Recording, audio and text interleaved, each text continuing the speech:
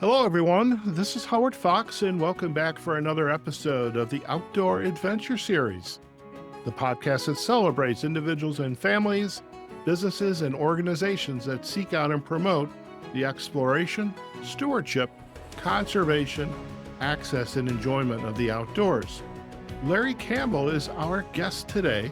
Larry is a retired math professor from Missouri State University and the author of Rollin Down the River, Discovering People and Places Along the Mighty Missouri.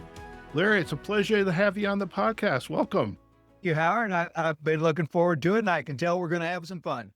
Most definitely. And I really, by the way, I'm a little envious of the word retired because I was listening to a piece you had done on public television, and I thought, what a great way to live. You're retired and you're just kind of pursuing your passion, and you went off and you explored the Missouri and wrote a book. Yes. So kind of took myself by surprise, but yes, it was fun. Fantastic. Before we kind of dive into the Missouri, literally, I would love that you're a retired math professor. Right. And Missouri State University, what's the mascot? The Bears. Okay, so the Missouri State University Bears. Okay. And what, as a math professor, I mean, what was your niche? What was the niche? Oh, well, that's a good question because I spent 17 years at a small liberal arts college here near Branson, College of the Ozarks. And then I spent the last 17 years of my career with a 3-year gap in the middle. We won't, but no sense boring you with that stuff, but at a large university. So at the small liberal arts college, I got to teach everything, which I love, all the way from, what students tend to call idiots math up through advanced calculus. But at Missouri State, as you kind of hinted at, I was in a much narrower niche.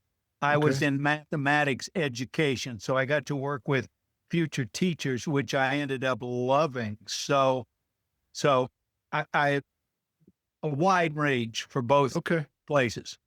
Okay. Now I will have to say, in a spirit of really full disclosure, math was not always my smart suit or whatever those words are. Howard, you are not the first that I have heard that from. Oh my God. But once I discovered communications and psychology, and it's like the bells started to ring, and okay, good. Well, I admire your passion for, because you don't spend 30 some years doing something, whatever that is, and hopefully not have a passion for it and a love for it. So here I toast you to a well done career. Thank you. Thanks. So I know you've written a number of books, and we're going to be talking about Rolling Down the River, discovering people and places along the mighty Missouri. But when did this idea first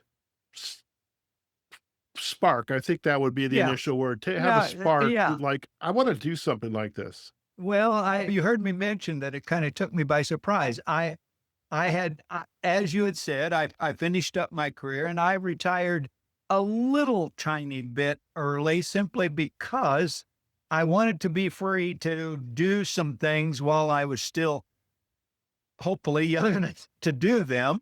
Yeah. But I had no idea what those things were going to be. Well, I guess it was the end or early 2015, January, I got a call from a friend in a Rotary club I'd been in. It said, I know a gal that just finished an adventure that you might really like to read about. She's done a book. She followed the Mississippi River from start to finish, and it took her 90 days. And he said, you might like that.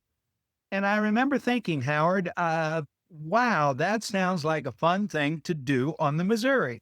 But I thought it was just one of those passing thoughts. And it did, it passed, but then it came back and it grabbed me by the throat and I started exploring. And before I knew it, I actually also have a son who is much more of an adventurer, and he was planting his foot in my rear.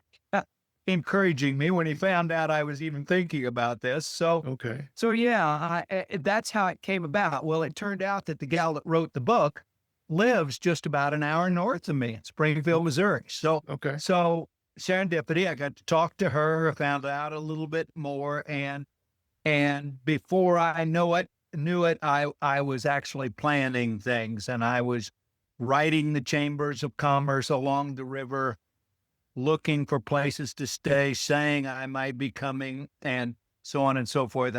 And that worked really well too, because at least half of the chambers volunteered to put me up, Okay. which was nice for the wallet. Yeah. And so on. Sure. So I will stop there and let you re-guide your question as you wish. I've Okay. started to babble. All right.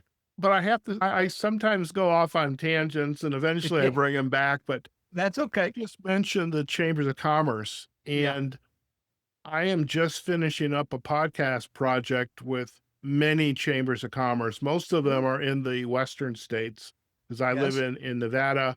So we're doing a lot from on the coast, and we're kind of slowly working our way across the country. And as I was preparing for this episode and listening to some of the work that you had been on the public television, the Ozarks public Yes. Public television, television.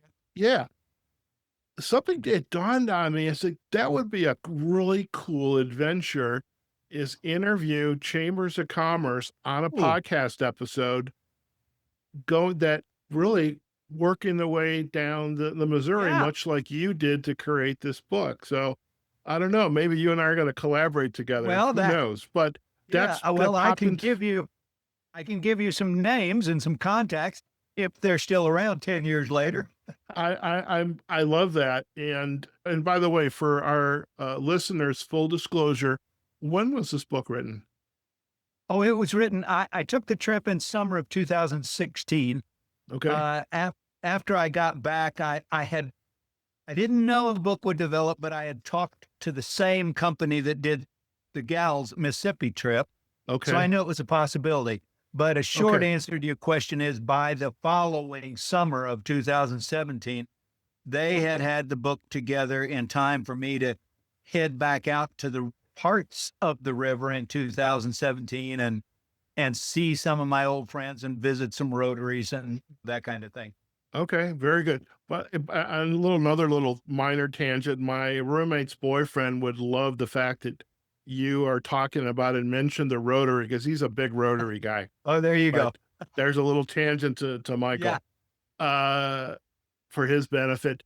So I'm curious, when you serendipity just kind of presented itself, you had a conversation with a friend, you met this woman who wrote the book about the Mississippi. I'm curious though, had the Missouri River and your access to it, is this something that had been available to you all your life? And how did this desire to explore the Missouri come about? Well, had it been available to me is a kind of a yes and no question. I grew up near Kansas City, and the river goes right through Kansas City. In fact, that's where it Okay. makes its big turn back to the east.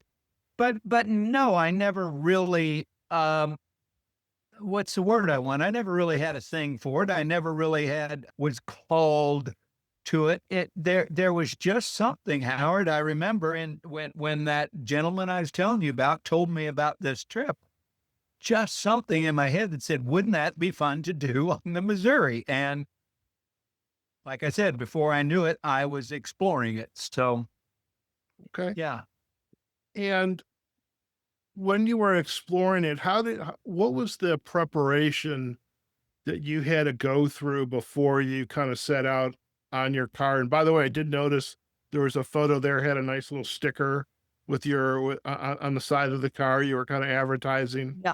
Yeah. but how long did it take you to kind of prepare the itinerary and start off on this adventure? Well, that's another interesting question because that was also a fine balance for me. I wrote the chambers like I was telling you, and this is where my son was home. I think it was over Christmas or something, and he helped me send a lot of he helped me find chambers along the river Okay. to write to. Okay. And it was one of these, hello, you don't know me, but I'm considering it, blah, blah, blah. Would you have things to show me? Would you be interested in my going through your town? And I got very good responses from those, as I hinted earlier. And so it became, this was really lucky. It became more of a, not so much of a, where can I find a place to stop? It was almost a narrowing down. Okay. What cities can I find every 100 miles or so, 50 to 100 miles, that I can spread the trip out? And that worked fairly well. So at that point, it became more or less like a fairly easy jigsaw puzzle, just putting the pieces together, communicating with people. I'm not foolish. If there were places that said, we'll put you up in our local whatever, then those got preference as well. Of course. But other than that, it was just kind of a picking cities that fell into a very nice kind of plan. Now, the flip side of that is, and this was intentional, Howard, I did not do a lot of pre-planning/research. Okay. I wanted to have the feeling of exploring, in a sense, on my own. Naturally, if a chamber said, you need to talk to this person, you need to see this site, well, of course, I took advantage of that. But I also really wanted to be able to spend a half a day or more on my own, getting the feeling of at least exploring or seeing what was around. I mean, I didn't explore like Lewis and Clark, but I had there was a balance between stuff that was planned and stuff that I specifically did not plan. Okay. That makes sense? It does make sense. Now, I am curious. I'm going to share my screen for a second. You and I can kind of Okay. talk a little bit about this while my screen is sharing. There's Yeah. the miracle of technology here. Oh, I know. All right. So we should be, Oh, let me move yeah. it. We should be looking at the map of the U.S. and the geographic breadth Right. of the Missouri River. And so first question out of my mind is, you didn't start from the terminus when it kind of, you have the confluence to the Mississippi, but Right. did you begin your trek all the way up at I guess at the source, or whatever, Yes. where people say is the source? Yes. Yes. Yeah, you can't see my cursor, can you? No. Okay, well, yeah. All the way up there where the river appears to begin in Montana. Yeah, Right. right in there. That's where Three Forks, Montana is, and that's the official source of the river. It's not the real source of the river, and that's a whole nother story that involves Lewis and Clark. I'll be glad to go into it now, or we can put it on pause. Let's talk about that now, because you did bring up Lewis and Clark. I was Yeah. actually going to see how long I could go without even bringing them up, because this is not a story about Lewis and Clark. It's a story about you in the book. But let's talk about that. Well, okay, so you'll also notice on the map, I really like this map. Such a great idea to Yeah. look at.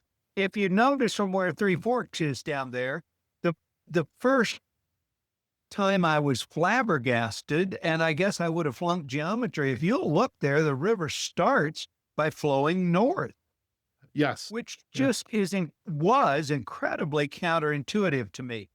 Okay. And you can also see that up there where it turns east and heads into the Dakotas, you're very often within 50 to 125 miles of Canada, which I also had no idea was the Okay. case. So that was one of the interesting things. But let me bring it back to the source, and the real source, and Lewis and Clark. The river flowing north there means that when Lewis and Clark were on it, they were essentially going south at that time. And that is not a direction they wanted to go. They were very close to their second winter. They Right. wanted to get over the mountains before winter set in. They wanted to find the Shoshones and get over the mountain. And so they did not take a lot of time when they got down there to Three Forks like they usually did. They normally explored every tributary and confluence because there was one place where they almost made a horrific mistake.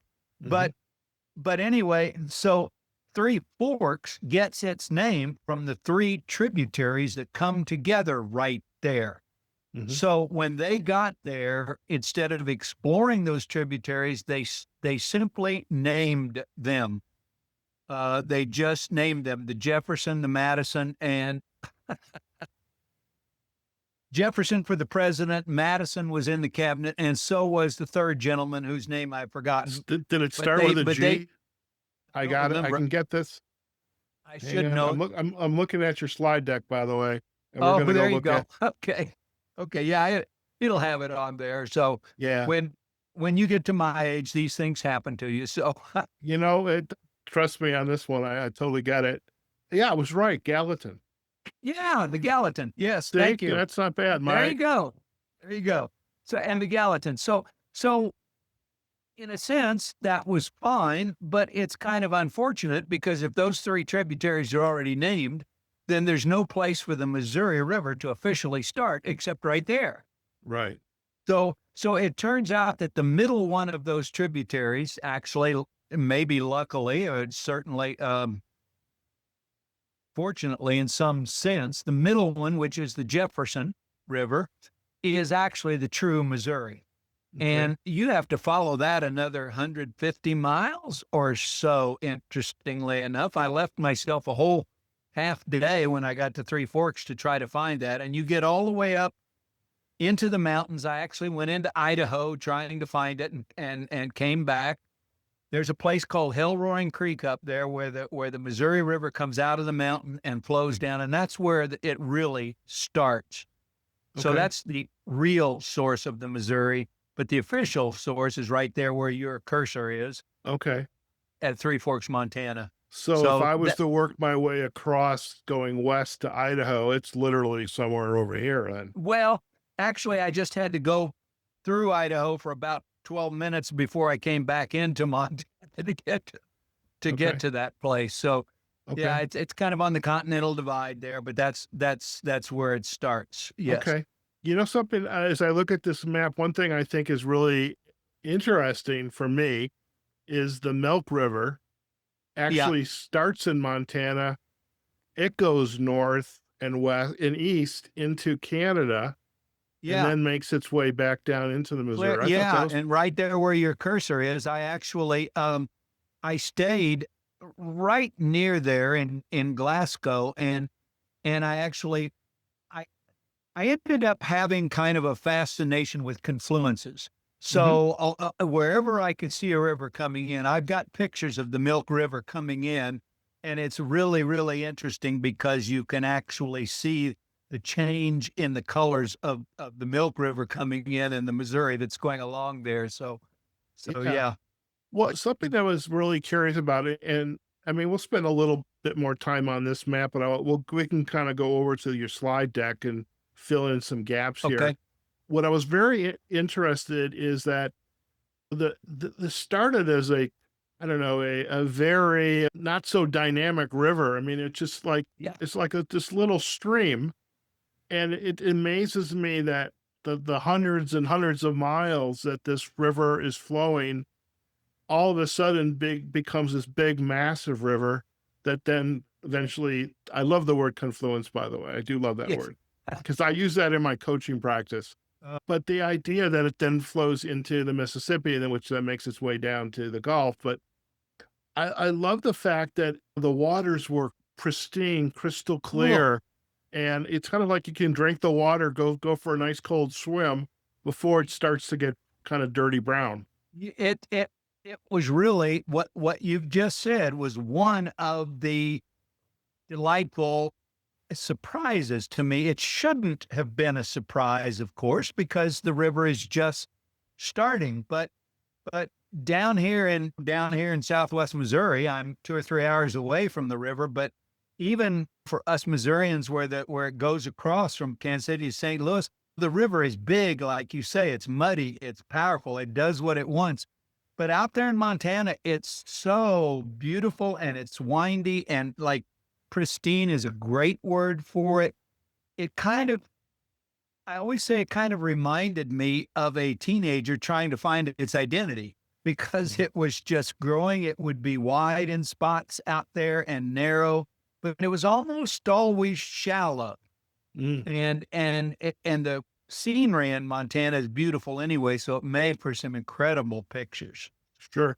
Now, I I love the fact that you're in your book have a lot of pictures. And by the way, I'm going to make my ask right now is we're going to need a headshot for you for our banner, but Okay, a nice okay. selection of photos that you'll share with us for our show notes. We'll have a couple collages, but you took some really nice pictures. And again, there's a little bit of envy there because I'm uh, a decent amateur. Okay, Hey, for good. as far as a capable amateur, I'd say I'm probably a six. However, um, as you were up there exploring, taking pictures, what do you was it during the day? Was it I imagine the skies up there were just magnificent at night with the Milky Way or the stars, the constellations, but what did it feel like to be up in that area near the river? Like, you're in nature, and that's really all that's Oh, around you. oh, absolutely. I mean, I fell in love with Montana. I I I guess I wouldn't want to be there in January, but you hear all the time you hear big sky country. And I just always thought, okay, that's a nice slogan. It's a nice PR tool, but it's an understatement. I mean, it is so big and beautiful out there that yes, I was in the middle. One of my favorite pictures in the book is similar, not quite, but somewhat similar to the picture that's on your background on the screen. It's one of the shots of the river that I just took because I pulled off the road, and it was between Great Falls and Fort Benton, I think, in Montana. But what was fascinating about it is that it is so incredibly wide open, and yet if you look at that picture, when I haven't cropped it, off to the side, you can just barely notice it. But what's going by is Interstate 5. Well, And it's like, holy cow, you got an interstate here, and yet it's just wide open country. It just, I always have trouble describing it. And I've been doing talks and stuff on it for 10 years, and it's still, it's leaving you speechless. yeah, I'm you thinking can't. what I'm gonna do, Larry, is I'm gonna stop sharing for a second, Okay. and then I am actually going to bring your slide deck over here because Okay. let's just kind of go through the slide deck and talk more about it. And actually, before I do that, let me ask you, think about this question is I'm a big foodie, okay? Okay. So nothing makes me feel better than having a good, healthy meal. I love coffee in the morning, looking at nature, listening to nature, feeling it on your skin, just the breeze Yeah. even in the evening in the sunset. So I'm very curious about where you had your best cup of coffee and your best meal. You don't have to answer that yet. That was my Okay. gotcha question to you, by Oh, the way. that's all right. That's all All right. right. So let me go all the way up here. Hang on. I'm just navigating your slide deck. And let me just, all right, I'm going to go. Okay, I'm on page one. We're not going to go through all 87 All pages, right. but all right, but I'm going to share the slide deck. So all right. So, and by the way, for the folks on the call, just a quick shout out. The map that we were looking at was from americanrivers.org/river/Missouri river. And we're going to provide a backlink to that map as well. Now, for our listeners, and you'll see this on our YouTube channel. So don't forget to uh, subscribe to the Outdoor Adventure series on YouTube, and you'll find the video of this episode. But here I am. This was the slide deck that Larry had sent me. Larry, I'm assuming you're seeing this slide deck. This is familiar to you. Indeed. I am All right. indeed. All right. So you were presenting to shout out to the Branson Hollister Yeah. Rotary Club. Okay. Yes. And so let's see. We so wildly enthusiastic standing ovation. All right. We're going to give you that. How did it start? We talked about that. So 6,271 miles, 51 days worth of work. Yes. Yes. It was just over 7 weeks.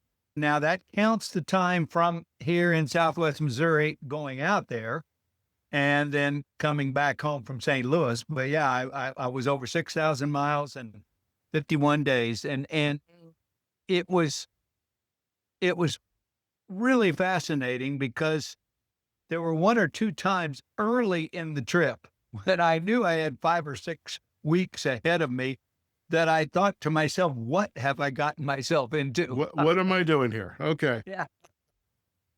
How did you get that gremlin off of your shoulder and say, I got this? Well, it just happened. I mean, my wife was very supportive of this trip, by the way. We actually talked for a while about taking it together, but we have different tastes and so on. And she said, no, it's your idea. So you do it. But she was very supportive. I talked to her often. And one of those nights I was sharing a kind of a, what have I gotten myself into? Not quite a sob story, but I don't know what it was, maybe a touch of homesickness.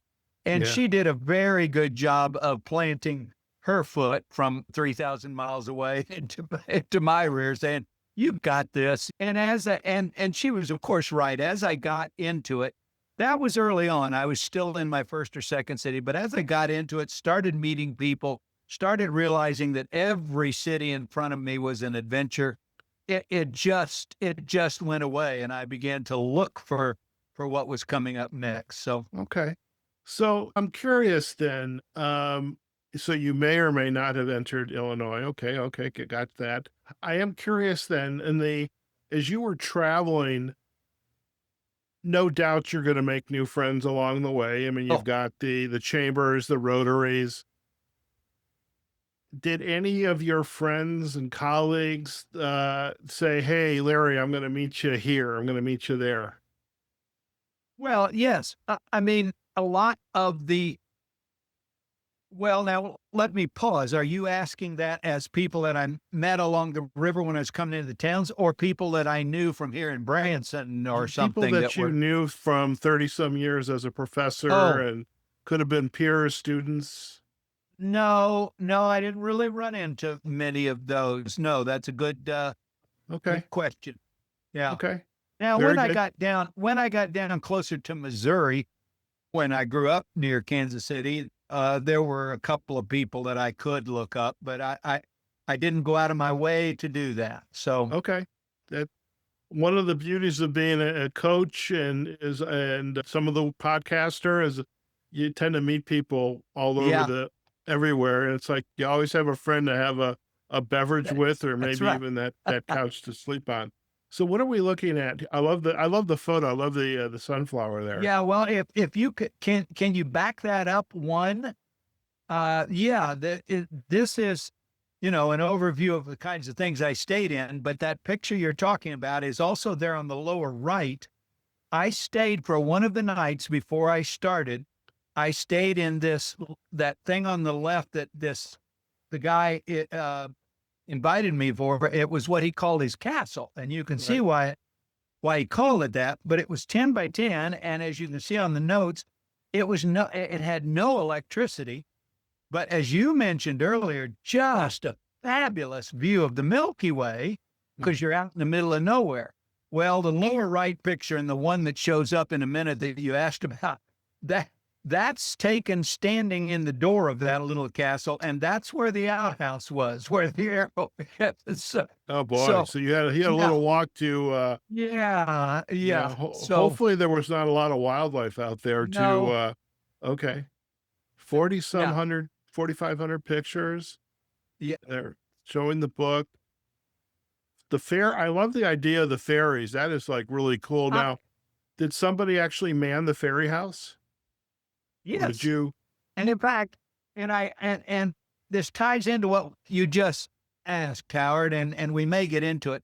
I pulled out from I was prepared for the adventure. I was prepared for the scenery, blah, blah, blah. I wasn't quite prepared for all the wonderful people I met, as we've been talking about. But when I got to the book, I pulled out 12 different stories of individual people that I called my human treasures, and gave a little summary and treasure of each one of those. And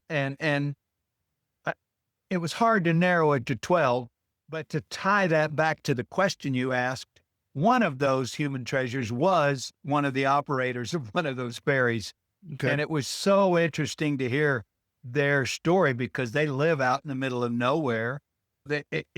You can just imagine them having an ambulance coming through and them having to get up in the middle of the night and take the ambulance across the river.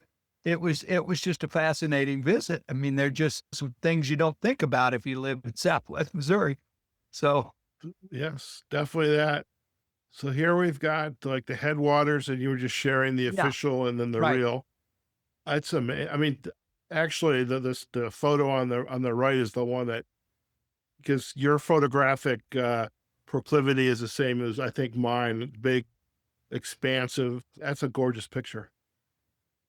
There's our word confluence. And see, there's Gallatin. This is how I knew it when it started with a G. There you go. Yeah. And the Jefferson is the one in the middle there. Those two come together, and then like just about a quarter of a mile down is where the Gallatin comes in. Okay. But there it is. Wow. I mean, who knew Missouri? Wow. Yeah. There's that photo. So in fact, that picture right there is not actually the official start, but that's taken right where the Gallatin comes in. So at that point, all three tributaries are into the river, and that is certainly the labeled Missouri River. Okay. That's it. I think the river actually starts up at about a quarter mile up at the other confluence, but here's where the Gallatin has come in, right at that spot. Okay. Just kind of curious, because a lot of my peers in the Outdoor Writers Association of America, a lot of them are hunters. A lot of them are anglers. Are you a hunter, an angler? I am not. I living near Kansas City and having a dad that wasn't really into that. I never got the opportunity. So I'm really neither.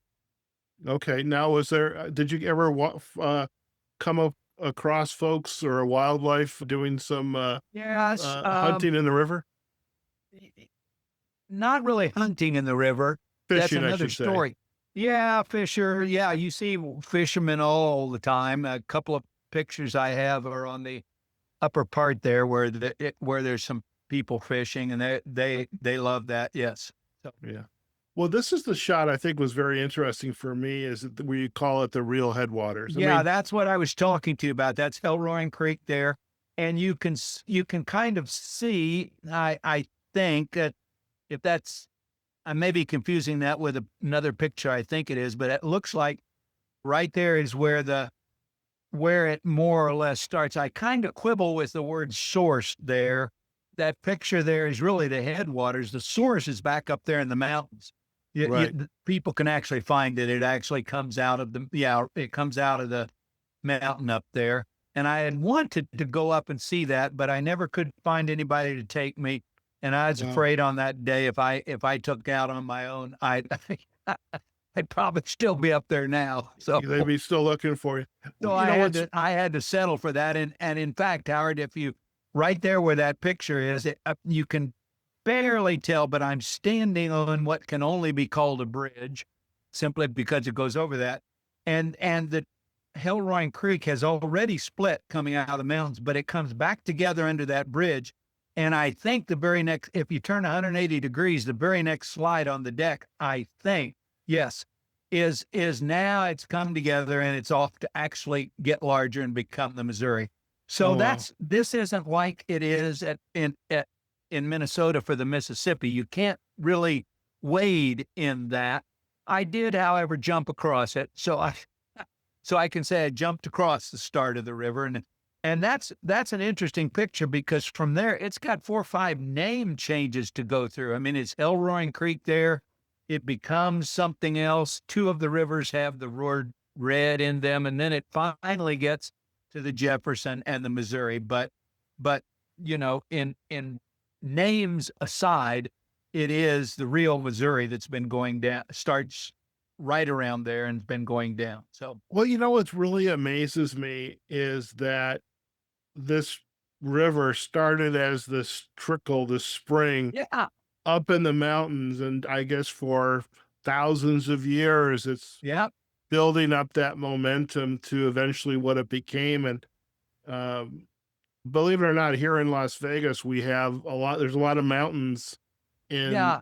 north and in western part. And there's actually an underground river, the Amargosa, which Oh, next to confluence, that's my favorite word, is the yeah. Amargosa river. But it's so hard to believe that these little springs eventually become something so significant in our lives like the Missouri River. Oh, I know. Oh, It boggles your mind how that little trickle and what it became. yeah. Okay.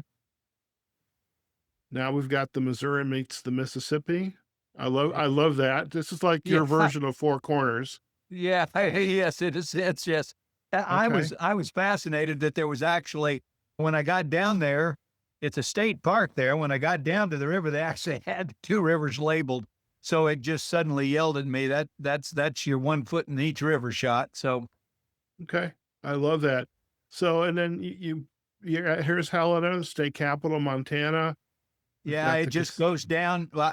The program slide just starts down the river and with various places. Um, is there a one place like I would just love to go back and visit and spend a lot of time? Is it maybe a couple places for you? well, Howard, yes and no. I mean, every time you show a picture, I'm thinking, oh, I would love to go back there. And I didn't really have a favorite place.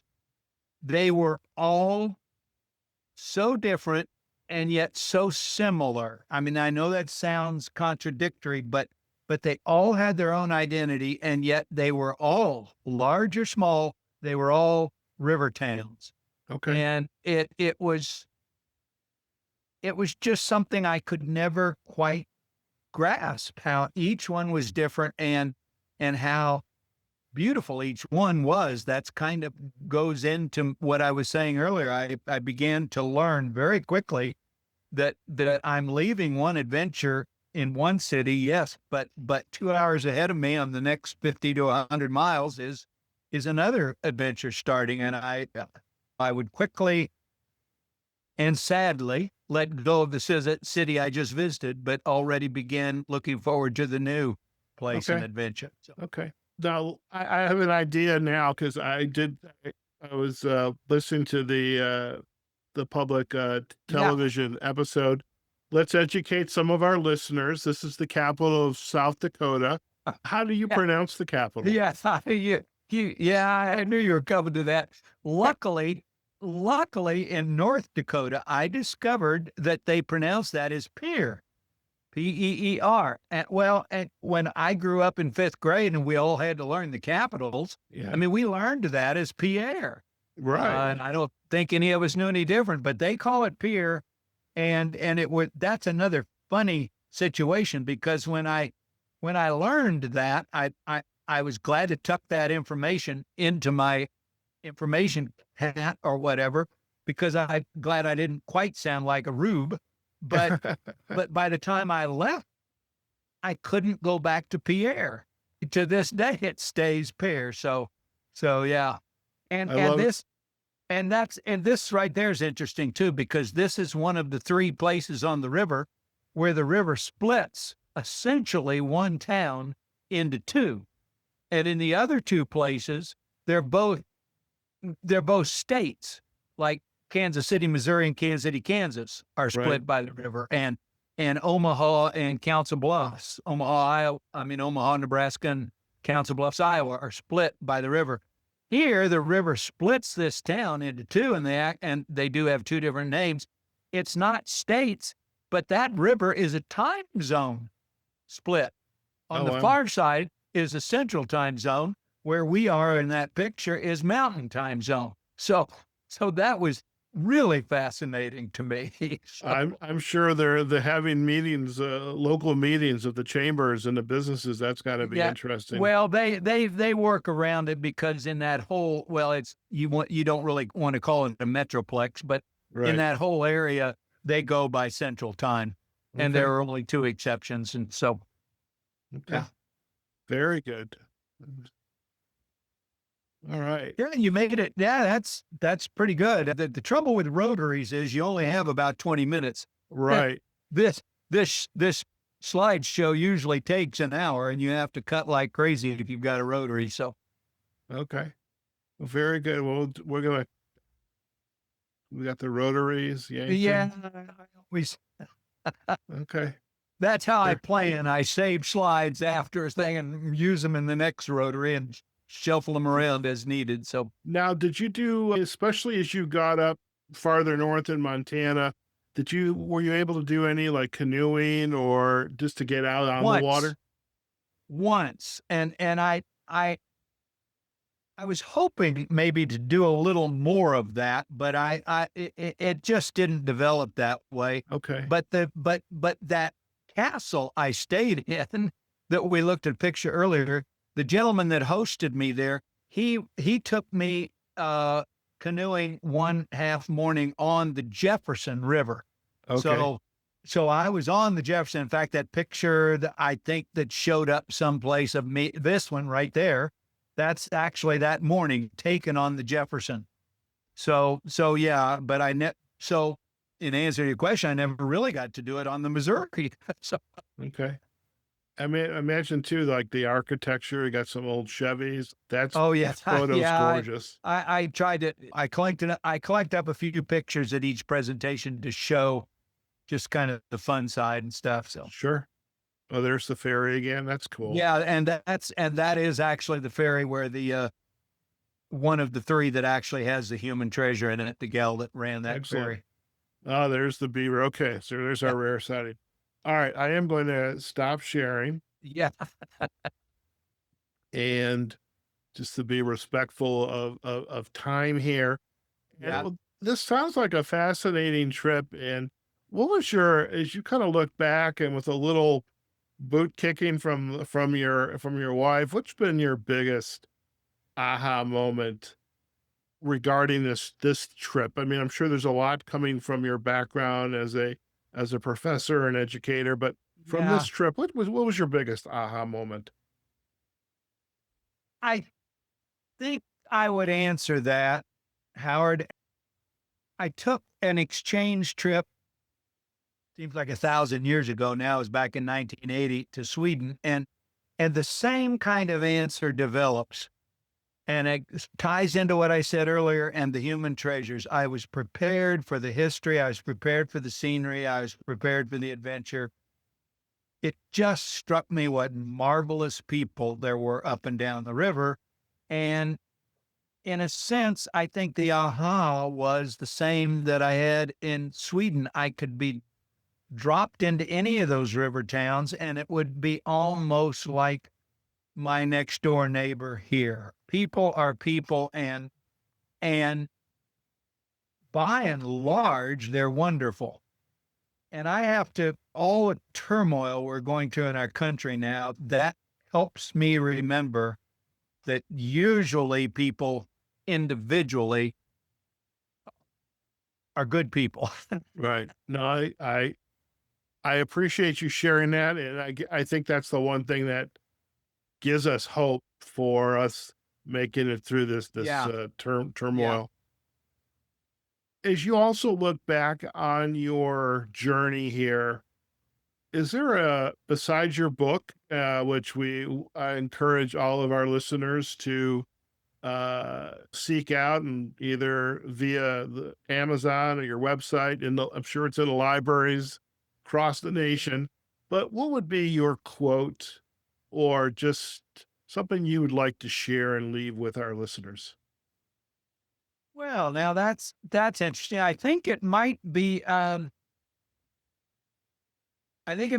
quote that probably that I stick at the end of my emails, and it kind of speaks in a sense to this whole trip. It's the quote is by actually by Joseph Campbell, no relation, but it's I when was your going to heart ask that, speaks. by the way. Yeah, when your heart speaks, take good notes, and I think that just would sum up how I got into the trip and stuff like that. So I yeah. love it.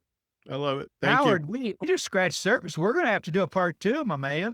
That's a possibility. You never know. I think we might have to do some this podcast idea. You have to make that Yeah. happen. I may have your next project Okay. available for you. All Who right. knows? All right. That's good. So, if listeners would like to learn more about you, your work as an author, and your interest, where would you like to send them? Well, I would be happy, and I don't know that we can do it now, and maybe you can edit it into a final slide when you present. I don't know, but I'd be happy for you to share with them both my website link and or my email address. I would not mind them contacting me. If Okay. they have questions, I'd be happy to have them email me. If they I'm not a salesperson, but if they really would want a copy of the book, Howard, I would, they can get it at Amazon, as you said, but I will give them a special Howard's Outdoor Adventure price, and I would sign it for them, and I would split the postage with them if they're interested. Okay. So Well, if you can manage that on the last slide or whatever, I would not mind them that contact. is a piece of cake because we will provide the backlinks to Oh your yeah, okay. website and perhaps the Facebook page, but we'll send them to your website. I know you've got a contact form if Yeah. people want to get in touch with you Yeah, that's there. true. And if But the folks, email, I don't have any trouble with that either. So okay. And we'll, if our listeners, if you do reach out to Larry and you are interested in his book, just make sure you mention that you heard Larry on the yeah. Outdoor Adventure Series podcast and what a great job he did. And Howard, he's not so bad himself. But Larry, it's been a pleasure to get to Oh, know you, and I really enjoyed. I mean, you. I'm again very envious in this, but I was just thinking, I need my next podcast project, and maybe that is it. well, there I you go. live, I'm right by the Colorado River, hop, skip, and a jump. So Yeah. who knows? But I definitely think that's a cool idea. Is just talk to the communities that are Yeah. because they care about building businesses. Sure. The Sure. chambers, they want people moving into the community. Sure. They also want to have the outdoor adventure, and Yeah. Oh, uh, yeah. Well, if I can provide any help for you, let me know. that sounds like a plan. I It's been a appreciate it. great fun, Howard. Thanks. You did a great job. So Thank you so much. And listen, stay in the line. We're going to do a quick close, and then we can have a final chat. Okay. okay. All right, folks. We hope you enjoyed today's episode with Larry Campbell, retired math professor from Missouri State University and the author of Rollin Down the River, Discovering People and Places Along the Mighty Missouri. Now, a really great episode, a little bit about history, a little bit about adventure, and really a fascinating story of really someone who's set out to explore an important landmark in this country in the river systems and the Missouri River. If you've ever flown across the country, you can't help but seeing it as you're making your trek, and just so many great stories about it. And we appreciate Larry also sharing on the video not only some of the little tidbits of information as we were exploring the map, and then we further explored his presentation slide deck. So lots of great information. And of course, what's going to really do it justice is you go out and check out the book itself. And we're going to provide a backlink to his website at larrycampbell.com. And you can pick up a copy of the book there. If you also send him a message when you make that purchase, letting him know that you listened to this episode on the Outdoor Adventure Series, in addition to the likes, comments, and sharing, if you let him know and make that purchase, he will give you a Outdoor Adventure Series discount, and he will sign the book for you and provide a little bit of a support for the postage as well. Now, in addition to the website, we'll also provide a backlink to his Facebook page, which is Larry Campbell, author. As for us, you can find this episode on our website, outdooradventureseries.com. You can find us on our Facebook and LinkedIn pages on the Outdoor Adventure Series. Of course, this episode is going to be available on our YouTube channel where you see the video of this episode. And of course, you can get this episode wherever you listen to your podcast from. And wherever possible, we really, really appreciate you liking and commenting and sharing this episode so others can enjoy this content as well. Okay, folks, wherever you are, whatever you're doing, go out there, have a fantastic day. Take care of yourselves, your family, and we look forward to having you join us on a future episode of the Outdoor Adventure Series. Take care now.